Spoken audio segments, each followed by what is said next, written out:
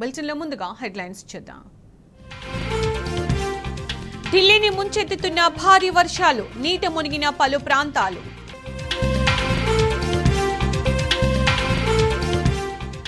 భారీ వర్షాలకు కూలిన ఢిల్లీ ఎయిర్పోర్ట్ టెర్మినల్, పలువురికి గాయాలు, వాహనాలు ధ్వంసం. మెదక్ జిల్లా వడియారం బైపాస్ దగ్గర రోడ్డు ప్రమాదం, నలుగురు దుర్మరణం, నలుగురికి గాయాలు. బీఆర్ఎస్ కార్యకర్తలే మన సైనికులు, వారిని నాయకులుగా తీర్చిదిద్దుదామన్న కేసీఆర్. బొగ్గు గనుల వేలంపై బీఆర్ఎస్ దశల వారీగా ఆందోళన, వచ్చే నెల 9న గోదావరి ఖనిలో మహాధర్నా. T20 వరల్డ్ కప్ లో టీమిండియా దూకుడు, సెమీఫైనల్లో ఇంగ్లాండ్ పై గ్రాండ్ విక్టరీ.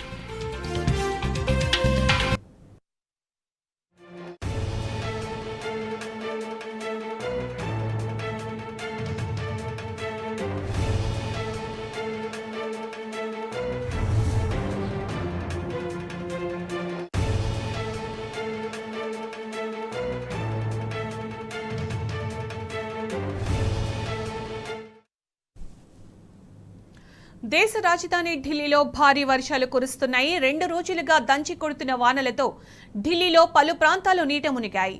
భారీ వర్షాలతో మునీర్కా, సరితా విహార్, ఇండియా గేట్, ఘజియాబాద్, ఇందిరాపురం, నోయిడా, గురుగ్రామ్ల రహదారులు చెరువులను తలపిస్తున్నాయి. దీంతో వాహనదారులు తీవ్ర ఇబ్బందులు పడుతున్నారు. బళ్లు ముందుకు కదలక భారీగా ట్రాఫిక్ జామ్ ఏర్పడింది. ఇదిలా ఉండగా రానున్న 4-5 రోజుల్లో జమ్మూ, హిమాచల్ ప్రదేశ్, ఉత్తరాఖండ్, పంజాబ్, హర్యానా, యూపీలో భారీ వర్షాలు కురిసే అవకాశం ఉందని ప్రకటించింది ఐఎండీ.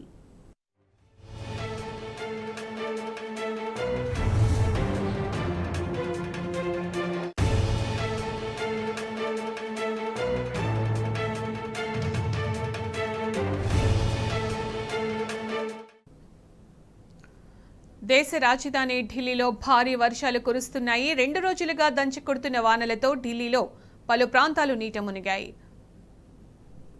భారీ వర్షాలతో మునీర్కా, సరితా విహార్, ఇండియా గేట్, ఘజియాబాద్, ఇందిరాపురం, నోయిడా, గురుగ్రామ్ల రహదారులు చెరువులను తలపిస్తున్నాయి. దీంతో వాహనదారులు తీవ్ర ఇబ్బందులు పడుతున్నారు. బళ్లు ముందుకు కదలక భారీగా ట్రాఫిక్ జామ్ ఏర్పడింది. ఇదిలా ఉండగా రానున్న 4-5 రోజుల్లో జమ్మూ, హిమాచల్ ప్రదేశ్, ఉత్తరాఖండ్, పంజాబ్, హర్యానా, యూపీలో భారీ వర్షాలు కురిసే అవకాశం ఉందని ప్రకటించింది ఐఎండీ.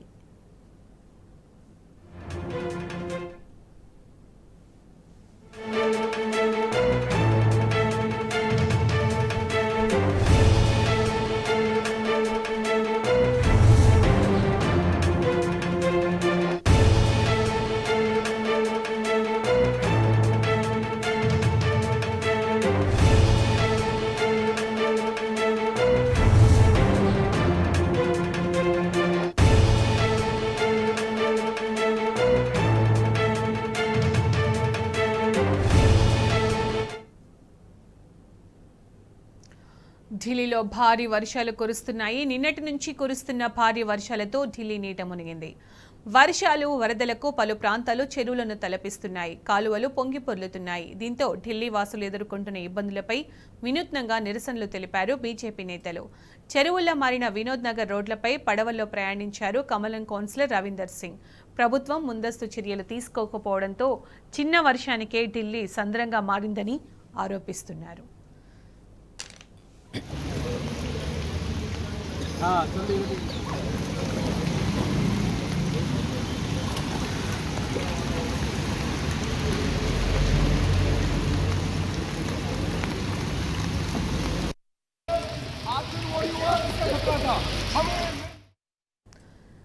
ఢిల్లీలో భారీ వర్షాలు కురుస్తున్నాయి. నిన్నటి నుంచి కురుస్తున్న భారీ వర్షాలతో ఢిల్లీ నీట మునిగింది. వర్షాలు, వరదలకు పలు ప్రాంతాలు చెరువులను తలపిస్తున్నాయి. కాలువలు పొంగి పొర్లుతున్నాయి. దీంతో ఢిల్లీ వాసులు ఎదుర్కొంటున్న ఇబ్బందులపై వినూత్నంగా నిరసనలు తెలిపారు బీజేపీ నేతలు.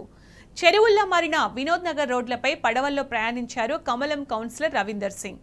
ప్రభుత్వం ముందస్తు చర్యలు తీసుకోకపోవడంతో చిన్న వర్షానికే ఢిల్లీ సంద్రంగా మారిందని ఆరోపిస్తున్నారు.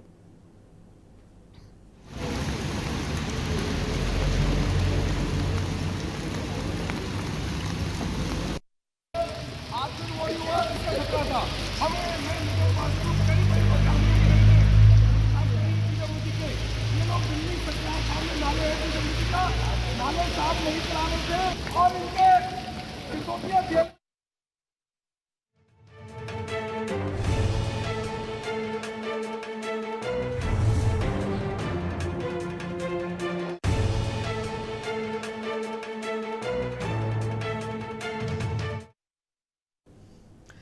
మరోవైపు ఢిల్లీలో కురుస్తున్న భారీ వర్షాలకు Indira Gandhi international airport terminal roof కుప్పకూలింది.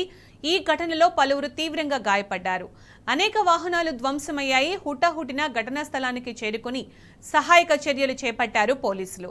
బాధితులను స్థానిక హాస్పిటల్కు తరలించారు. అయితే వీరిలో నలుగురి పరిస్థితి విషమంగా ఉన్నట్లు తెలుస్తోంది.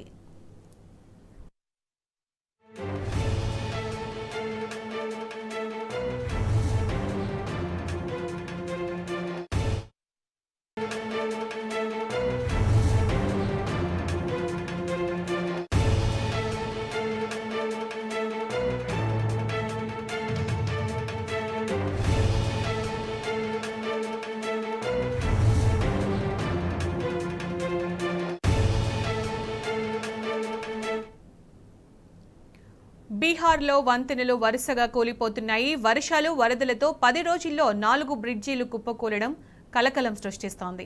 తాజాగా కిషన్గంజ్ జిల్లాలో కంకయి ఉపనదిపై నిర్మించిన ఓ బ్రిడ్జి కుంగిపోయింది. దీంతో బహదూర్గంజ్ దిఘాల్ బ్యాంక్ బ్లాక్ల మధ్య రాకపోకలు నిలిచిపోయాయి. ఈ ఘటనలో ఎలాంటి ప్రాణనష్టం జరగలేదని అధికారులు వెల్లడించారు. బ్రిడ్జికి ఇరువైపులా బారికేడ్లను ఏర్పాటు చేసి రాకపోకలను నిలిపివేసినట్లు చెప్పారు. కాగా మొన్నటికి మొన్న చంపారన్, సివాన్, అరారియా జిల్లాల్లో కూడా వరుసగా వంతెనలు కుప్పకూలాయి.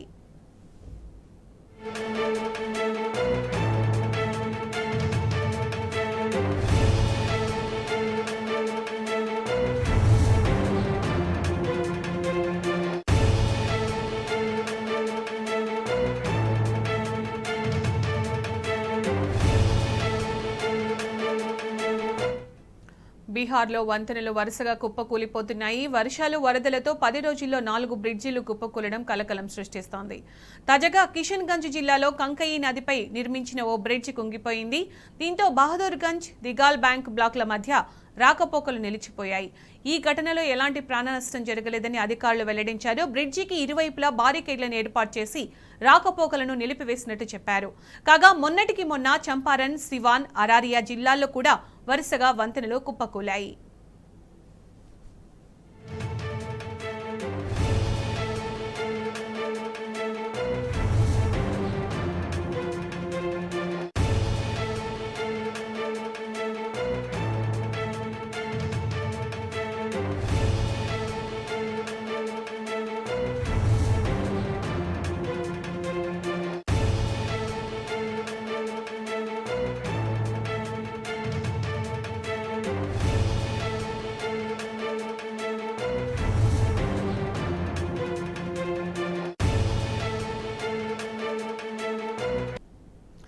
తెలంగాణలో రేవంత్ రెడ్డి పాలన అటకెక్కిందని మండిపడ్డారు బీఆర్ఎస్ నేత రాకేష్ రెడ్డి.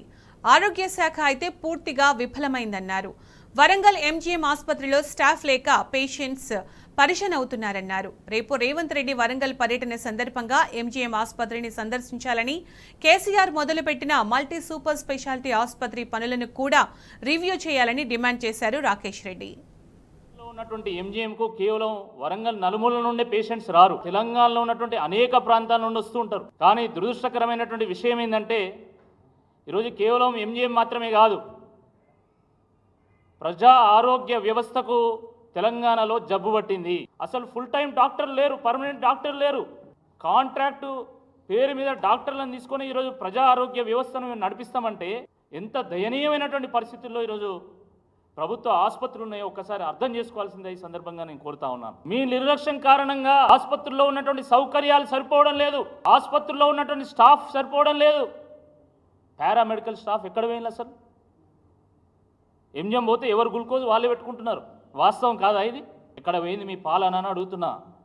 నేను అందుకనే మొన్ననే చెప్పిన, పాలన పడకేసిందని అనుకున్నాం కానీ పాలన పడకేయలేదు, పాలన అటుకెక్కింది. పర్యవేక్షణ లేదు, పట్టుదల లేదు, పైసలు లేవు, ఏమీ లేవు. అసలు తెలంగాణ తొలి ముఖ్యమంత్రి కేసీఆర్ గారు ఆ రోజు దేశంలోనే ఒక గొప్ప ఆసుపత్రిగా మిగిలిపోయేటువంటి మల్టీ సూపర్ స్పెషాలిటీ హాస్పిటల్కి భూమి పూజ చేస్తే రికార్డు టైంలో 24 అంతస్తులు కట్టిళ్ళు. కానీ దురదృష్టకరమైనటువంటి విషయం ఏంటంటే గత 6 నెలలుగా ఆ సూపర్ స్పెషాలిటీ హాస్పిటల్ పనులు నత్తనడక నడుస్తూ ఉన్నాయి. కాబట్టి ముఖ్యమంత్రి గారు రేపు అధికార పర్యటనలో భాగంగా ఎంజిఎం హాస్పిటల్ను సందర్శించాలి, number 1. Number 2, multi super speciality hospital 24 అంతస్తుల బిల్డింగ్ ఏదైతుందో దాన్ని కూడా సందర్శించి పనులను వేగవంతం చేయడానికి కావాల్సినటువంటి ప్రణాళికను ప్రకటించాలి. 3, దాని పక్కనే ఉన్నటువంటి కేఎంసి సూపర్ స్పెషాలిటీ హాస్పిటల్ దాన్ని కూడా సందర్శించి అక్కడ కావాల్సినటువంటి స్టాఫ్ని మరి అదేవిధంగా అక్కడ ఎటువంటి గ్యాప్స్ లేకుండా కావాల్సినటువంటి వ్యవస్థల్ని మరి ప్రకటించాల్సిందిగా ఈ సందర్భంగా నేను విజ్ఞప్తి చేస్తున్నాను. పార్లమెంటు ఉభయ సభలను ఉద్దేశించి రాష్ట్రపతి ద్రౌపది ముర్ము చేసిన ప్రసంగంలో కొత్తగా చెప్పేదేమీ లేదన్నారు బీఆర్ఎస్ ఎంపీలు. ఫెడరల్ స్ఫూర్తికి కేంద్రం వ్యతిరేకంగా వ్యవహరిస్తోందన్న బీఆర్ఎస్ పార్లమెంటరీ పార్టీ నేత సురేష్ రెడ్డి అన్ని రంగాల్లో అగ్రస్థానంలో నిలిచిన తెలంగాణకు అండగా ఉండాలని కోరారు. ఇక సింగరేణిని కాపాడేలా కేంద్ర మంత్రి కిషన్ రెడ్డి పూనుకోవాలని రాజ్యసభలో BRS deputy leader Vaddiraju Ravichandra demand చేశారు. 10 ఏళ్ల బీఆర్ఎస్ పాలనలో కేసీఆర్ సింగరేణిని కంటికి రెప్పలా రక్షించారని గుర్తు చేశారు.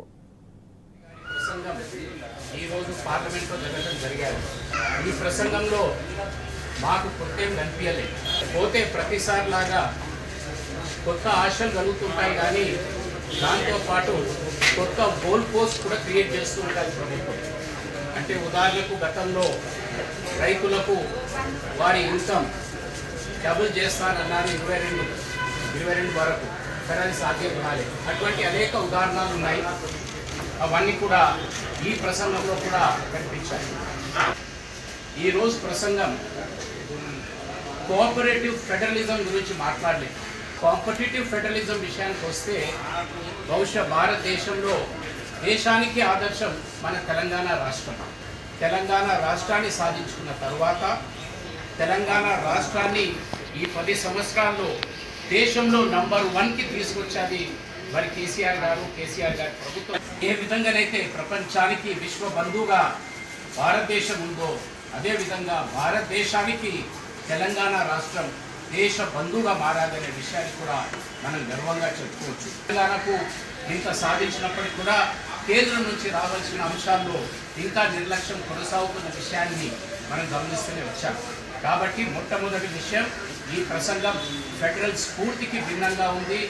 వెనుకబడిన రాష్ట్రాలకు, వేగంగా అభివృద్ధి చెందుతున్న రాష్ట్రాలకు కేంద్ర సహకారం రావటంలో ఇబ్బంది ఉంటుందనేది చాలా స్పష్టంగా చెప్పకుండానే కనిపించాలనే విషయాన్ని. T20 ప్రపంచ కప్లో టీమిండియా అదరగొట్టింది. సెమీస్లో ఇంగ్లాండ్ను చిత్తు చేసి ఫైనల్కు ఖాయం చేసుకుంది బెర్త్. ఇంగ్లాండ్తో మ్యాచ్లో టాస్ ఓడి తొలుత బ్యాటింగ్ చేసిన భారత్ నిర్ణీత 20 ఓవర్లలో 7 వికెట్ల నష్టానికి 171 పరుగులు చేసింది. కెప్టెన్ రోహిత్ శర్మ, సూర్యకుమార్ యాదవ్ చెలరేగారు. ఇంగ్లీష్ బౌలర్లలో క్రిస్ జోర్డాన్ 3 వికెట్లు తీశాడు. టోప్లే, జోఫ్రా ఆర్బన్, సామ్ కరన్, ఆదిల్ రషీద్ ఒక్కో వికెట్ పడగొట్టారు. అనంతరం లక్ష్య ఛేదనలో ఇంగ్లాండ్ 16.4 ఓవర్లలో 103 పరుగులకే ఆల్అవుట్ అయింది. కుర్దీప్, అక్షర్ చెరో 3 వికెట్లు తీయగా బూమ్రా 2 వికెట్లు పడగొట్టాడు. రేపు ఫైనల్లో దక్షిణాఫ్రికాతో టైటిల్ కోసం టీమిండియా తలపడనుంది. ఇవి బులెటిన్ విశేషాలు.